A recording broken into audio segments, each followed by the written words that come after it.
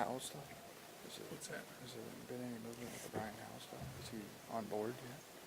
At Channel 2. Oh, really? Yeah, As he a got him off as a freelance? dragging their feet. I don't know. But he got off from there. And the station was dragging their feet. And, No way. so he took the offer came to him. Yeah, you had to take it, right? Yeah. Yeah. So good for him. But, you know, and we've got some guy who's coming in for our overnight position. Yeah. Doesn't make sense to me. He's got like a master's degree. I'm like, okay, number one, this guy's not going to want to stay here long. Why would you do that? Yeah.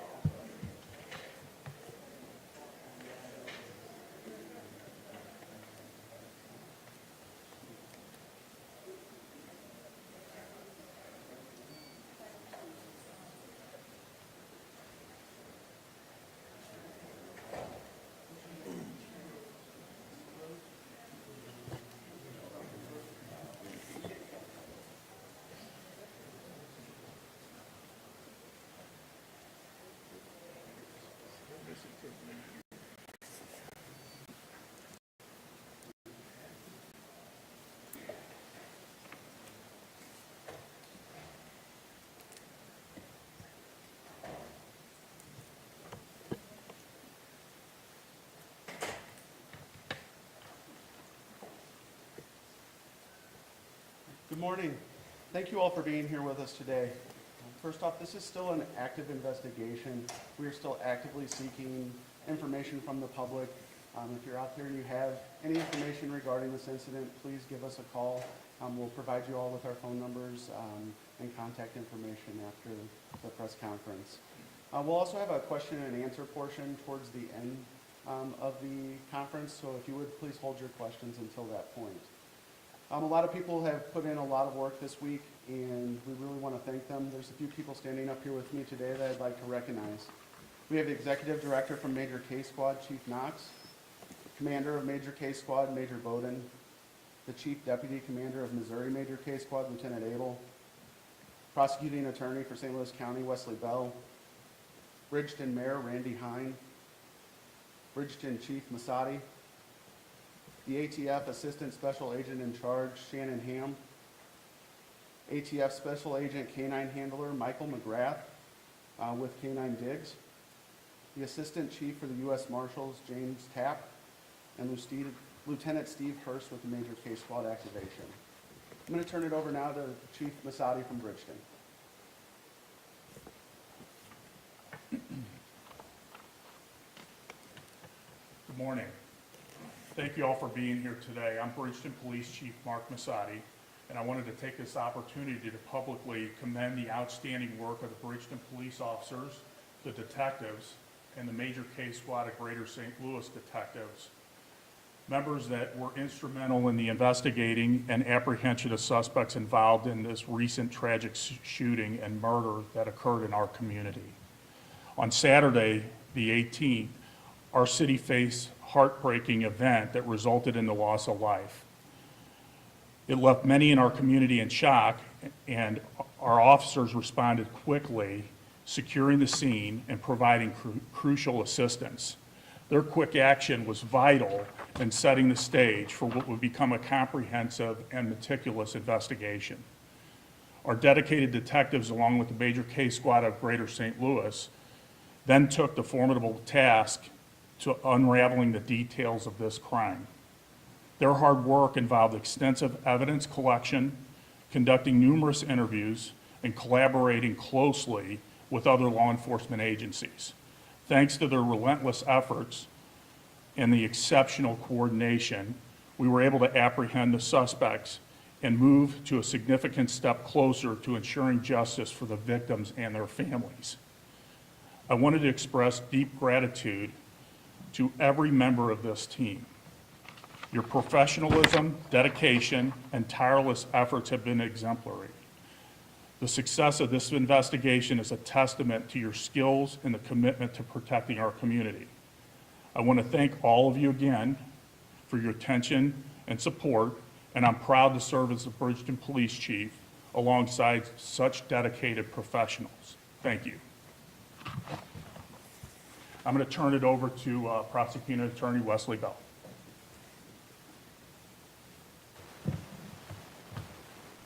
First and foremost, on behalf of myself, our office, the city of Bridgeton, every single department represented here in the Major Case Squad, we want to send our deepest condolences to the family of the victim in this case.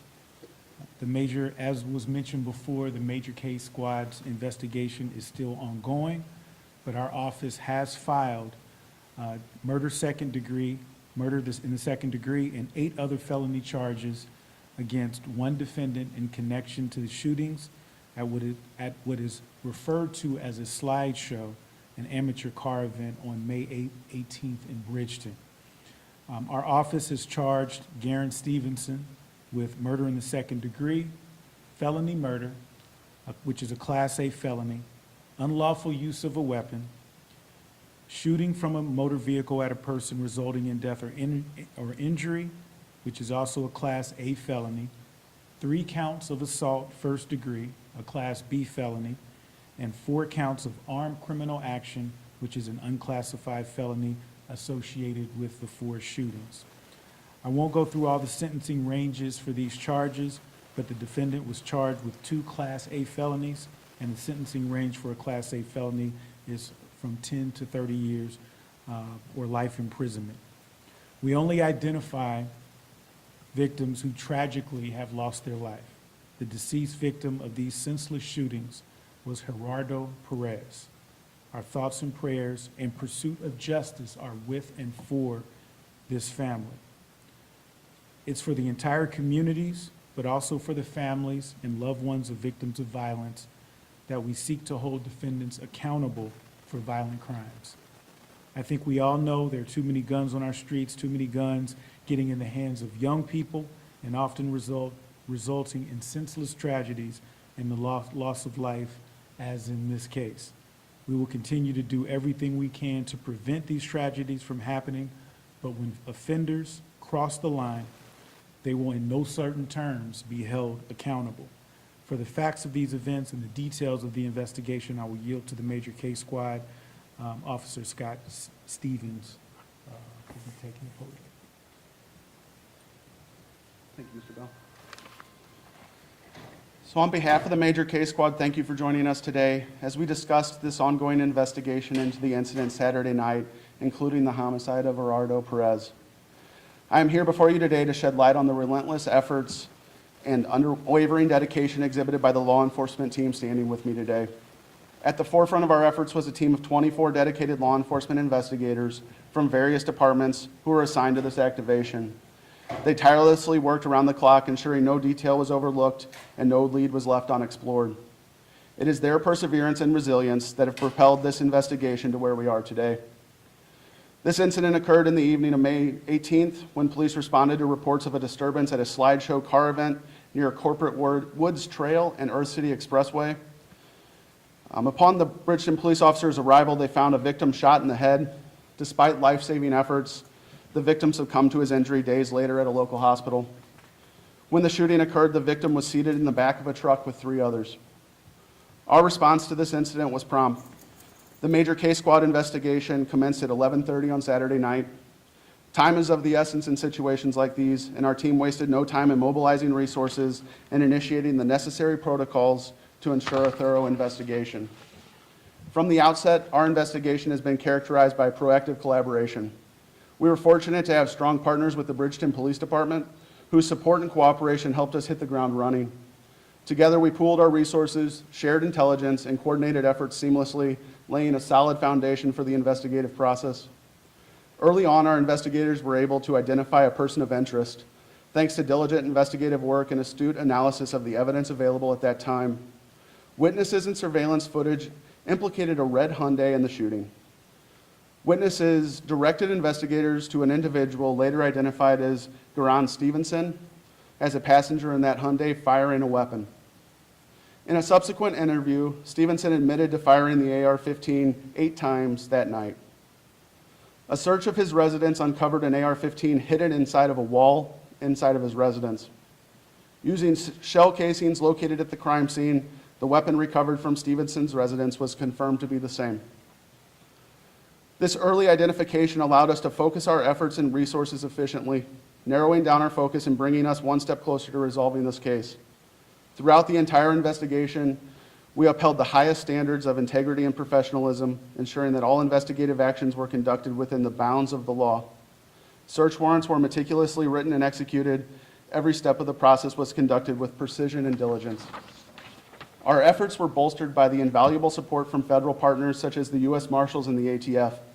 Their expertise and resources greatly enhanced our investigative capabilities. In total, 47 leads were assigned and thoroughly investigated by our team, underscoring the commitment of our investigators to leave no stone unturned in the pursuit of justice in this case. Each lead was pursued with diligence and determination, bringing us closer to uncovering the truth behind this incident. I want to express my deepest gratitude to the members of our law enforcement team who have worked tirelessly this week to advance this investigation. Their dedication, professionalism, and unwavering commitment to justice are truly commendable. We also want to take a moment to address the lives impacted by this incident, especially the loss of life of a 15-year-old male. No one should have to navigate the grief that his family is navigating today. In closing, our heartfelt condolences remain with the family and friends of those affected by this senseless incident. Again, I want to reiterate that this is an active investigation. We are seeking any information that is out there. Please do not hesitate to contact us. If you want to remain anonymous, you can contact Crime Stoppers. We will now open the floor to questions. A few questions here. Does anybody have a question? Yes, ma'am. Can you tell us a little bit more about the slideshow, what it is, and a message to those who think it's fun, and how it continued over from Richmond to St. Louis County? Yes. Chief? So the slideshow is an advertisement they were putting out on social media, and it's where they gather in large groups and take these high-performance cars, and they're doing donuts, smoking the tires, hanging out, and it's lawless activity. My message to the community is if you have a teenager or somebody and they hear about this, don't participate in that, because that's lawless activity, and they're moving around in a large group. As you know, when our officers responded, there was over 100 vehicles that were blocking the roadway. So, that's not an activity that we would encourage. And I know that sometimes parents look at that, or children look at that as being something that's cool, but that's not something that you would want your children to participate in, because it's lawless. And they're doing that in the street. It's careless and imprudent, and it's a danger to the community. If it's identifiable for a person, and to be in charge of this, could they be charged? Are you guys looking at this as a possibility?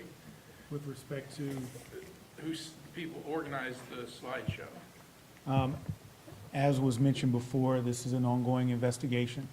And so with any situation or set of facts, if we get a chargeable case, we're going to issue those charges.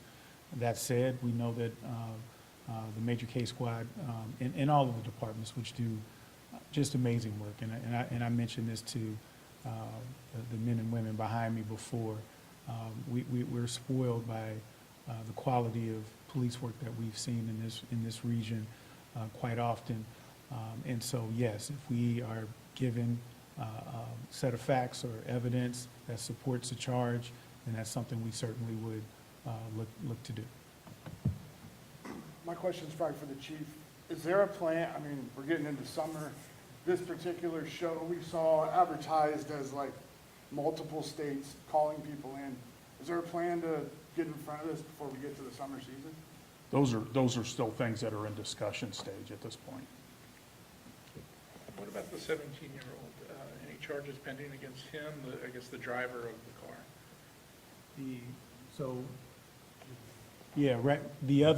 The other individual is a juvenile, and per Missouri law, that any charges would be handled in the juvenile court. And I'm glad you asked that question, because I think folks need to understand that per Missouri law, there is a wall up between the juvenile courts and the adult courts. So we don't have any discretion on those, on whether a juvenile is charged or not. We don't have any input.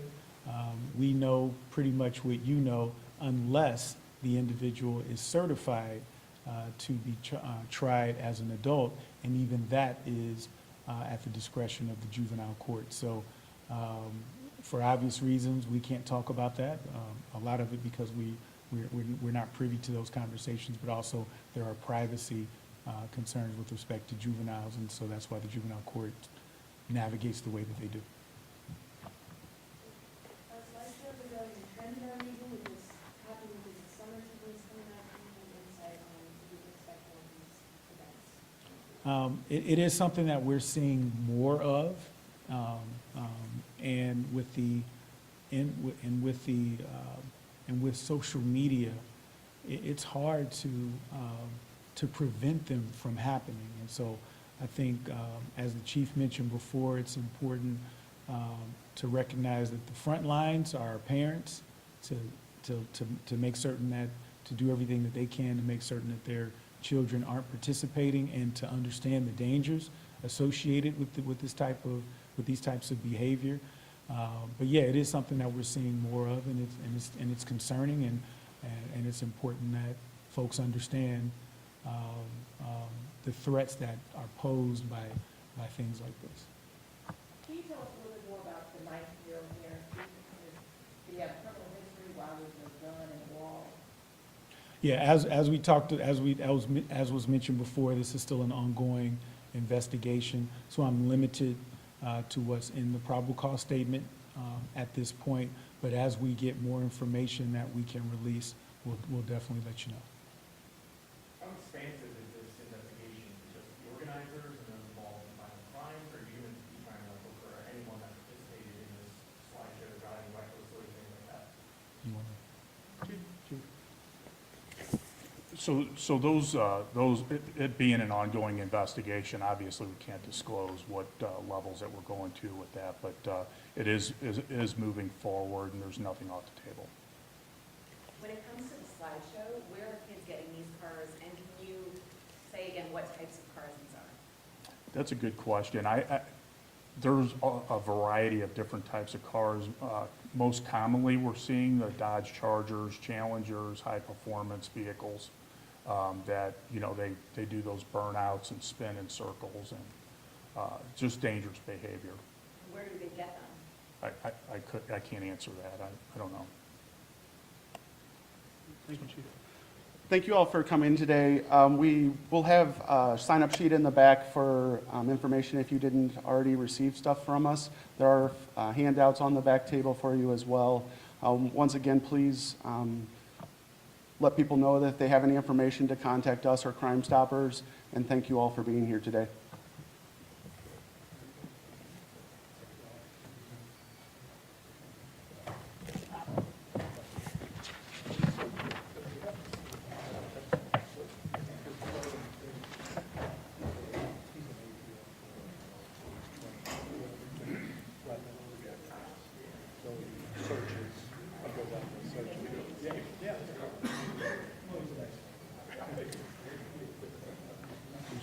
No, go ahead. They know where I'm at. I don't know why they need to text me. Yes.